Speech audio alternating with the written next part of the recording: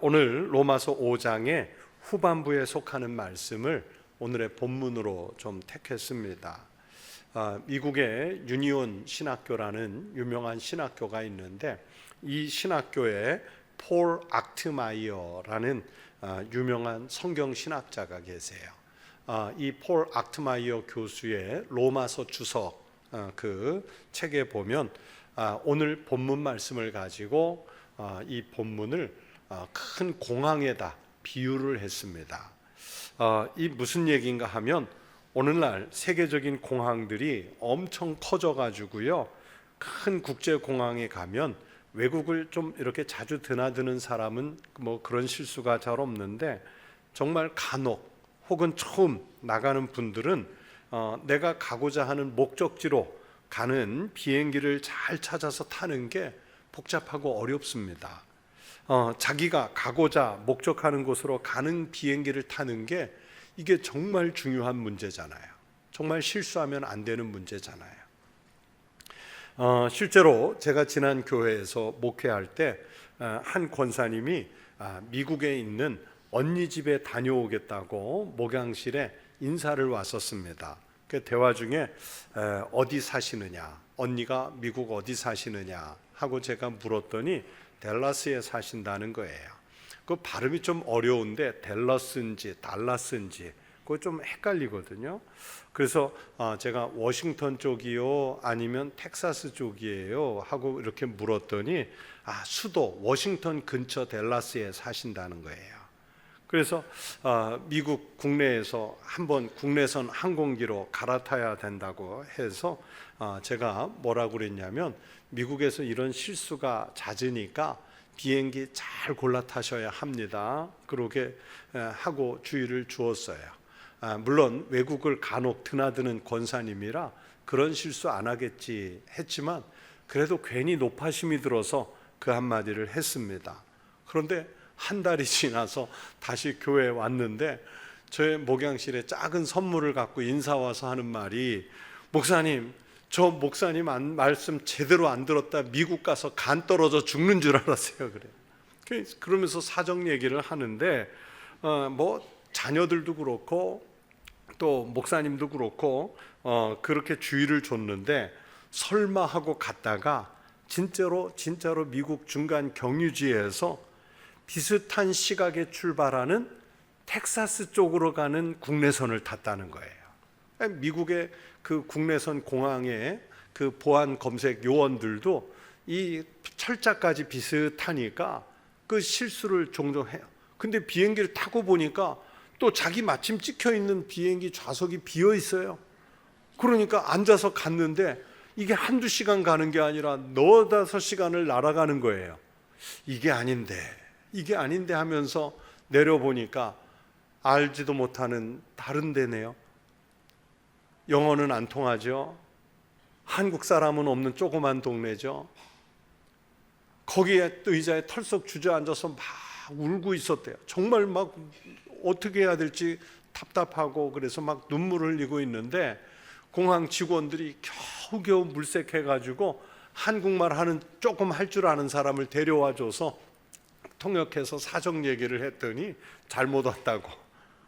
그래가지고 비행기표를 다시 사가지고 원래 떠나온 곳으로 가서 다시 비행기표를 또 자녀들과 연락해서 사서 그렇게 해서 언니 집까지 가는데 하루면 갈 길을 이틀이 넘어서 간 거예요.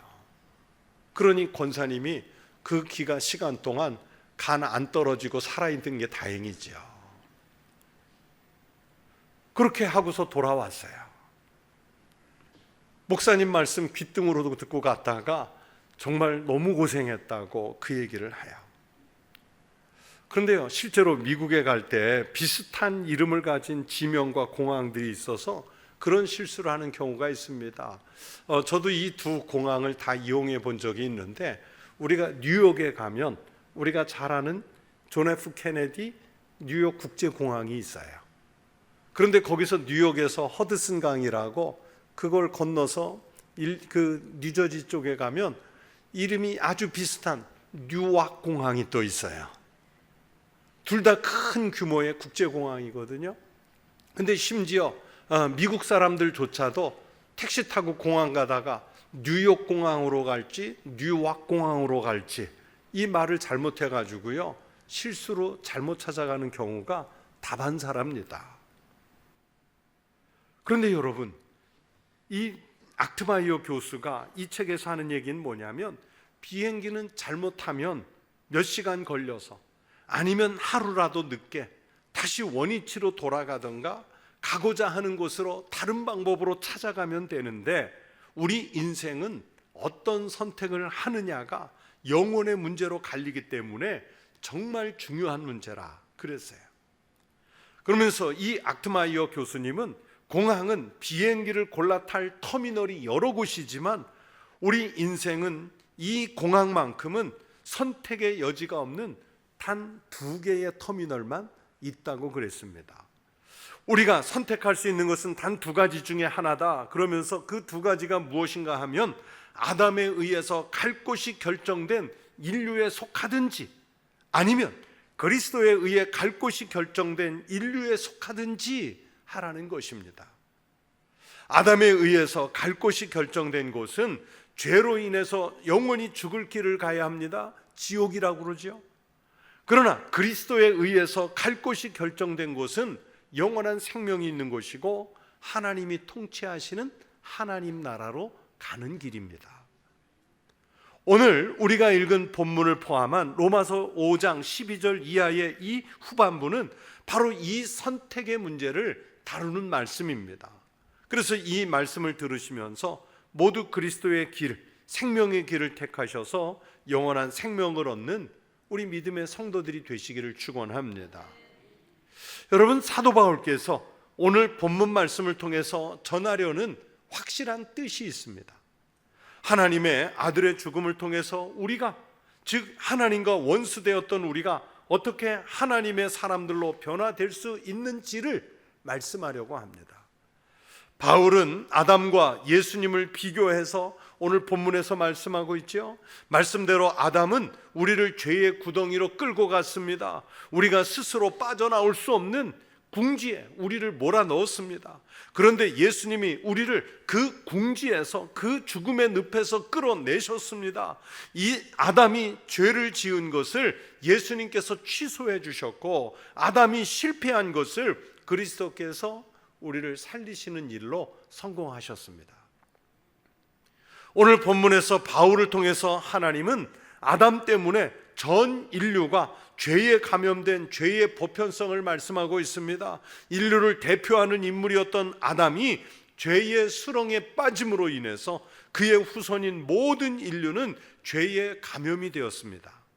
한 사람 아담이 죄를 지음으로 인해서 죄가 세상에 들어왔고, 죄를 따라서 사망, 죽음이 같이 들어왔습니다. 모든 사람이 죄를 지었기 때문에 죽게 되었습니다. 죽음이 죄의 결과라면, 그리고 모든 인간이 죽는다면 그것은 모든 인간이 죄에 감염되었다는 것이 확실합니다. 여러분, 우리가 죽는 시간의 차이는 있지만 죽는다는 것은 다 동등하게, 동일하게 누구라도 맞이해야 합니다. 100년을 살다가 죽느냐, 90년을 살다가 죽느냐, 80년 혹은 70년을 살다가 죽느냐, 젊은 날에 죽느냐, 이런 약간의 시간 차이는 있지만 인간은 죄에 감염되었기 때문에 여러분, 우리는 다 죽습니다. 아유, 목사님 그런 말씀 하지 마세요. 나는 지금 살아있고요, 나는 안 죽습니다. 절대 안 죽습니다. 여러분, 이렇게 말할 수 있는 성도 한 사람이라도 있으세요? 우리 모든 인류가 다 죽도록 이끌어온 그 한 사람이 바로 아담입니다. 여러분, 우리가 코로나 시기를 거치면서 확실하게 경험한 것이 있죠. 전염병이라는 것이 한 사람이 걸리면 주변 사람들에게도 전염이 돼서 많은 사람들이 고생을 하게 됩니다. 전염병은 한 사람만 생겨도요, 옆 사람에게 옮겨가려죠. 특히 면역력이 떨어진 사람들은 쉽게 감염이 됩니다. 코로나뿐만이 아니라 장티푸스나 콜레라나 패스트, 이런 전염병 환자들은요, 국가에서 격리를 시킵니다. 왜냐? 전염이 되면 치사율이 높기 때문입니다. 하지만 요즘 시대에 이런 전염병들이 무섭기는 하지만요, 그러나 현대의학으로 고칠 수 있는 질병이 되었죠. 그런데 이렇게 고칠 수 있는 이런 병들에 대해서는 무서워하고 그러면서 치료에 전념을 하면서도 인간의 생명 자체를 죽이고 인격 자체를 말살시키는 죄라는 전염병, 그래서 영원히 죽게 만드는 죄악에 대해서는 참 무심한 것이 우리 인간의 본성입니다. 자기들이 죽음의 전염병에 걸렸으면서도 안 걸렸다고 강변하고 죽어가고 있으면서도 나는 아직 살아있다고 말짱하다고 그렇게 강변하는 게 바로 우리들의 본성이에요. 그렇게 모든 인류를 죽이는 이 죄는 아담 한 사람으로부터 왔습니다. 하나님께 불순종해서 하나님의 계명을 어겼습니다. 오늘 본문 앞에 후반부를 시작하는 12절 말씀이 그것을 밝히고 있습니다. 그러므로 한 사람으로 말미암아 죄가 세상에 들어오고 죄로 말미암아 사망이 들어왔나니 이와 같이 모든 사람이 죄를 지었으므로 사망이 모든 사람에게 이르렀느니라. 그러면 어떻게 그 죽음의 병에서 우리가 벗어날 수 있을까요?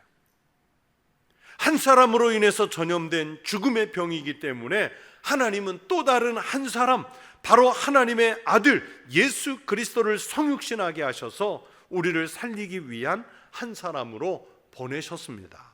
오늘 본문 19절이 그 해결책을 제시한 말씀이에요. 한 사람이 순종하지 아니함으로 많은 사람이 죄인 된 것 같이 한 사람이 순종하심으로 많은 사람이 의인이 되리라. 아담 한 사람으로 인해서 인류가 죽게 되었는데 그리스도 예수 한 사람으로 인해서 죽음의 고통을 다 짊어지게 하셔서 아담이 만든 모든 죄를 다 감당하게 하셨습니다. 이 방법이 아니면 인류를 구원할 방법이 없었습니다. 십자가 외에는 구원이 없었다는 말씀입니다. 그래서 고린도전서 1장 18절에서 성경이 말씀하시잖아요. 십자가의 도가 멸망하는 자들에게는 미련한 것이요 구원을 받는 우리에게는 하나님의 능력이라. 어떻게 한 사람이 죄를 지어서 모든 사람이 죽게 되고 한 사람의 순종으로 많은 사람이 다시 살 수 있게 되었을까? 모든 인류는 첫 번째 사람 아담과 육적으로, 즉 혈통적으로 연결되어 있기 때문에 아담이 지은 죄가 보편적인 죄가 돼서 모든 인류에게 감염이 되었다고 말씀드렸죠. 하나님은 두 번째 아담이신 예수님을 보내셨는데 이 두 번째 아담이신 그리스도는 첫 번째 아담이 불순종했던 것과는 다르게 하나님의 구원 계획에 따라서 십자가를 통해서 대속사역을 감당해 주셨습니다. 그래서 믿는 자들은 그리스도와 영적으로 연합이 되어 주님의 죽음과 주님의 부활하심에 동참하게 되었고요, 그것을 통해서 주님이 주시는 영원한 생명을 우리가 받게 된 줄로 믿습니다. 이것을요 신학적으로 대표성의 원리와 연합의 원리라고 말해요. 이것을 좀 줄여가지고 대표와 연합의 원리라고도 말해요. 여러분, 올림픽이 4년마다 열리고 아시안 게임이 4년마다 열리고 이런 그 종합 국제 대회가 열리면 우리 국민들이요 밤잠을 설쳐가면서 응원을 해요. 또 월드컵 같은 세계적인 대회가 열리면 굳이 축구를 좋아하는 축구 팬이 아니더라도요 이때만큼은 막 경기를 보면서 길거리에 쏟아져 나와서 아니면 공공장소에서 대형 화면을 보면서 막 같이 응원을 해요. 막 열광적인 응원을 보내죠. 마치 자기가 선수로 나간 것 마냥, 아니면 내 자식이 저 경기를 뛰고 있는 것을 지켜보는 부모의 심정으로 막 국민들이 응원을 보내요. 그러다가 우리 선수들이 승리하고 메달을 따면 마치 우리가 이겼다고 감격을 하고 막 서로 얼싸안고 감동을 해요. 그런데 우리가 이겼다고 말하지만 여러분, 실제로 누가 뛰었습니까? 응원하는 여러분이 뛰었습니까? 기자들이 뛰었습니까? 경기를 중계하는 아나운서나 해설자가 뛰었나요? 아니지요. 누가 뛰었습니까? 선수들이 뛰었어요. 그러면 선수들은 자기네들이 뛰었다고 해서 자기네들만 영광을 받을 자격이 있다고 말합니까?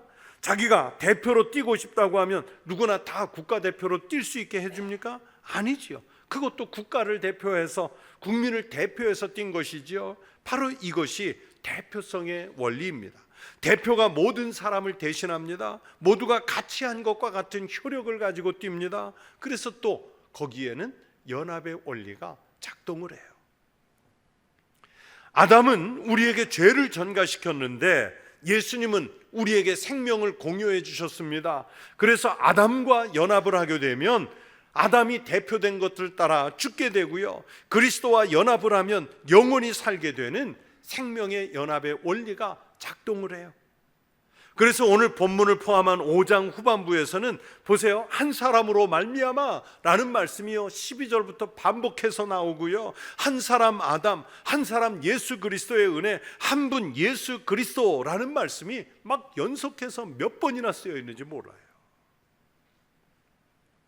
그런데 사실은 이 본문에서 말씀하는 교리가 믿음이 없는 사람들이 볼 때는요 받아들이기가 어려워요.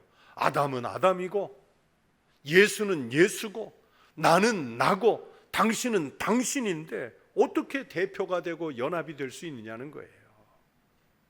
특별히 자기 딴에는 이성적이라고 말하는 사람들, 지성을 가졌다는 사람들이 볼 때는요 이 교리가 비합리적이라면서 받아들여지지가 않습니다. 그래서 철학자 파스칼은 팡세라는 책에서 이것을 이렇게 설명했습니다. 원죄는 인간의 눈으로 보면 매우 우스꽝스러운 것이다. 이성으로는 이 원죄 교리를 이해할 수 없다. 왜냐하면 이 원죄 교리는 이성에 위배되는 것이기 때문이다. 이성은 자기의 방법으로 원죄를 생각해낼 수 없기 때문이다. 여러분, 파스칼이 누구예요? 물리학자이면서 화학자이면서 철학자이잖아요. 누구보다 이성이, 누구보다 지성이 중요한 사람인데 믿음의 시각을 가지니까 이성으로 이해할 수 없는 게 이 말씀이라는 거예요. 이 파스칼이 얘기하는 게 뭐냐면, 인간은 스스로 자기가 죄인인 것을 모르기 때문에 아무리 지성을 갖고 이성적인 힘을 가졌어도요 이 교리를 이해하지 못한다는 얘기입니다. 결국 이 교리를, 오늘 이 성경의 말씀을 이해하려면 예수 그리스도를 믿는 믿음, 그리스도와 연합하는 믿음이 있어야만 이 말씀이 자연스럽게 받아들여지고 믿을 수 있다는 뜻입니다. 그래서 여러분, 오늘 말씀에서 우리가 주의 깊게 봐야 하는 말씀이 있습니다. 17절 말씀을 보세요. 한 사람의 범죄로 말미암아 사망이 그 한 사람을 통하여 왕노릇하였은즉 더욱 은혜와 의의 선물을 넘치게 받는 자들은 한 분 예수 그리스도를 통하여 생명 안에서 왕노릇하리로다.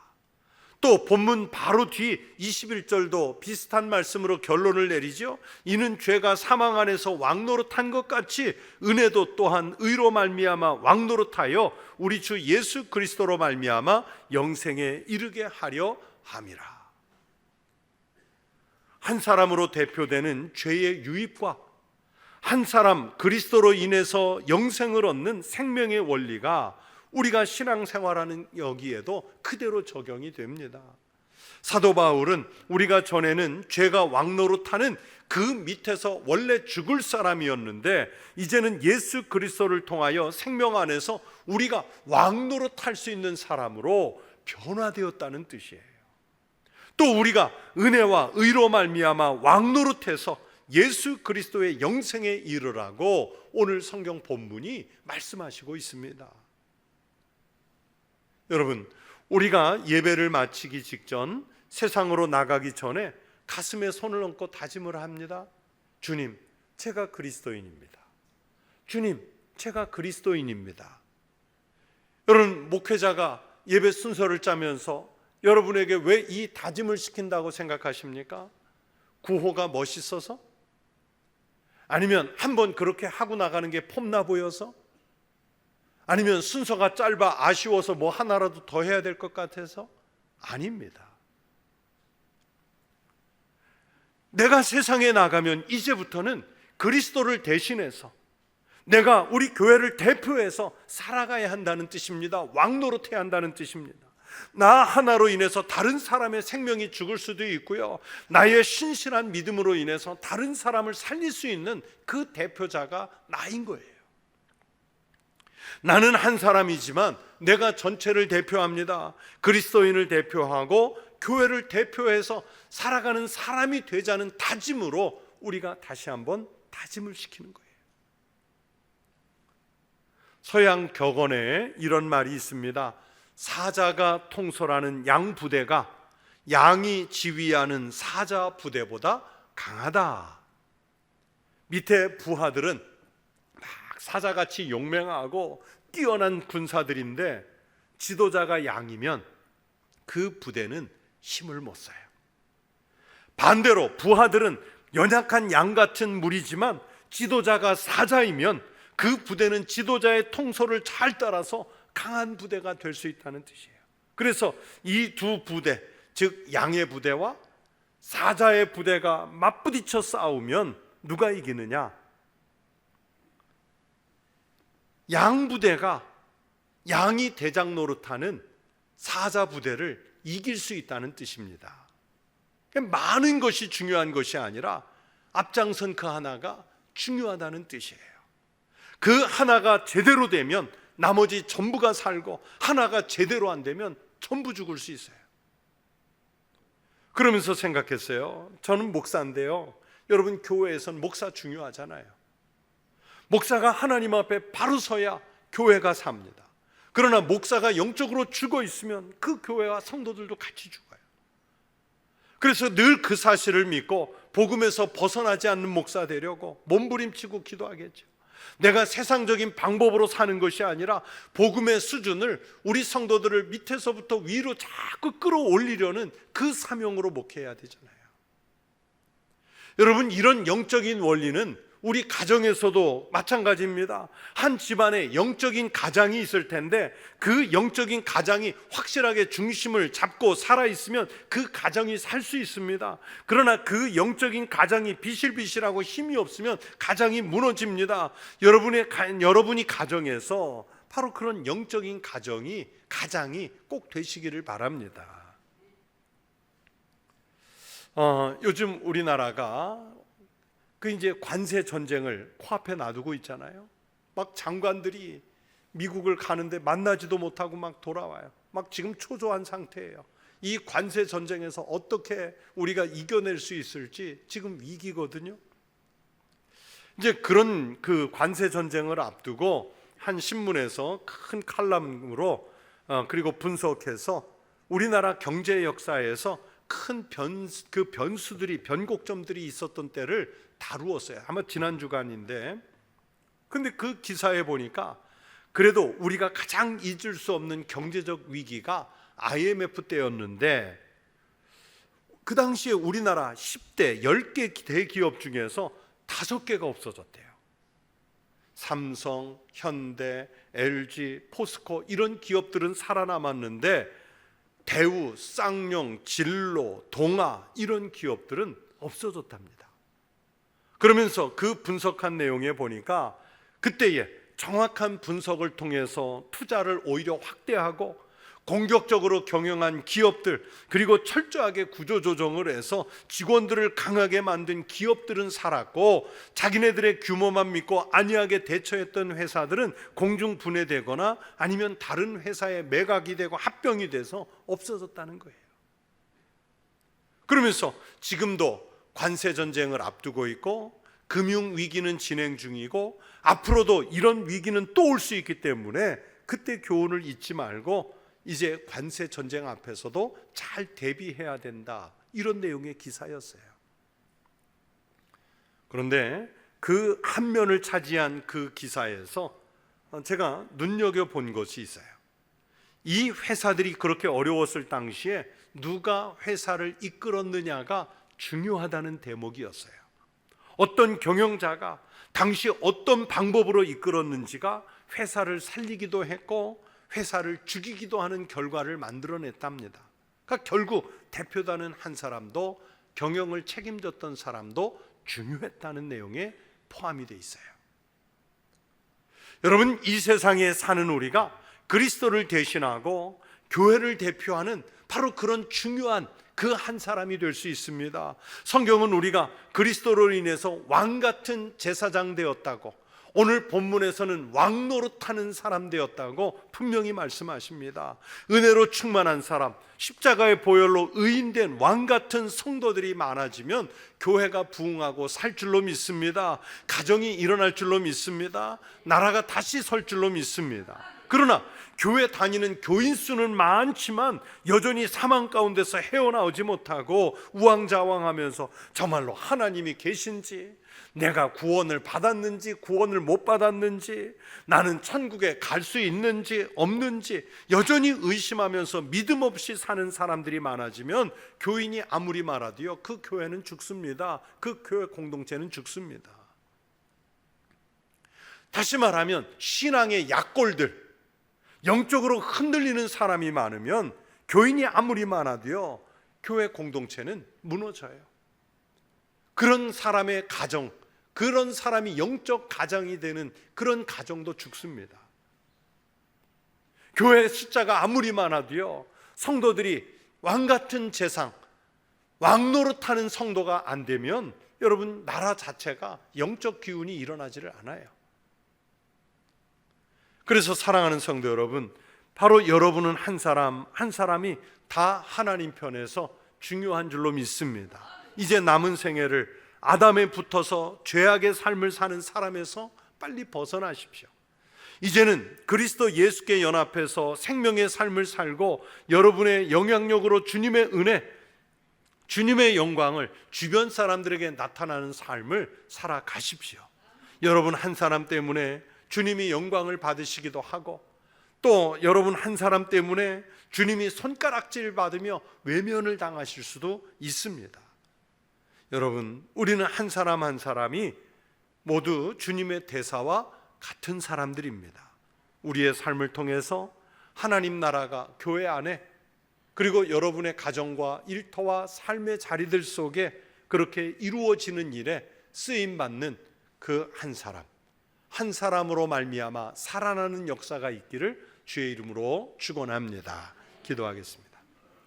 하나님 아버지, 원래 죽을 죄인에 불과했던 저희가 우리 주님 예수 그리스도 새로운 둘째 아담으로 인하여 다시 생명을 얻게 하시고 우리로 하여금 왕 노릇하는 인물 되게 하시니 감사합니다.